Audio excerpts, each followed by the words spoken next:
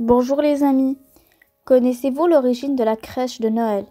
Bien sûr qu'elle représente la naissance de Jésus, mais savez-vous qui est l'inventeur de la crèche?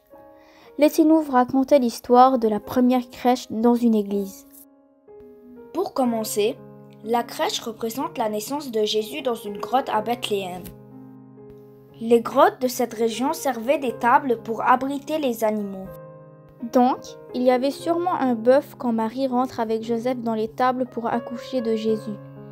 Ensuite, les rois mages et les bergers des alentours se réunissent pour admirer bébé Jésus.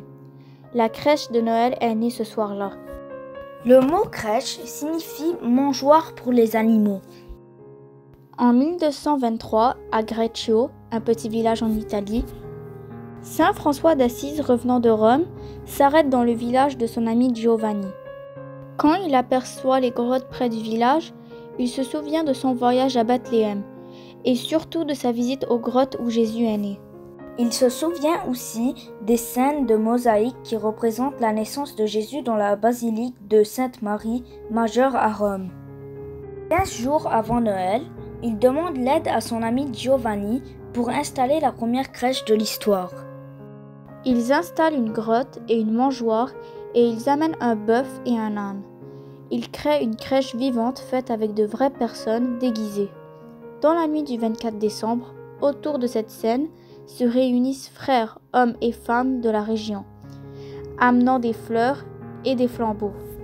En plus de l'idée de la crèche, on raconte que dans la mangeoire de la crèche de Greccio a apparu réellement l'enfant Jésus.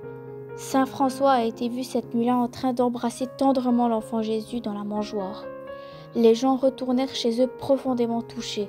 Depuis, la tradition de mettre une crèche avant Noël dans nos maisons et nos églises est commencée. Une crèche souvent faite en bois et des figurines faites en cire, en terre cuite, en porcelaine ou en plâtre.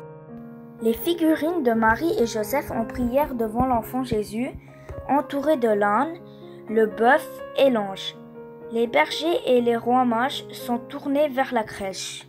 Malgré toutes les nouvelles traditions qui se sont ajoutées à la fête de Noël, n'oubliez surtout pas que la raison de la fête est la célébration de la naissance de Jésus.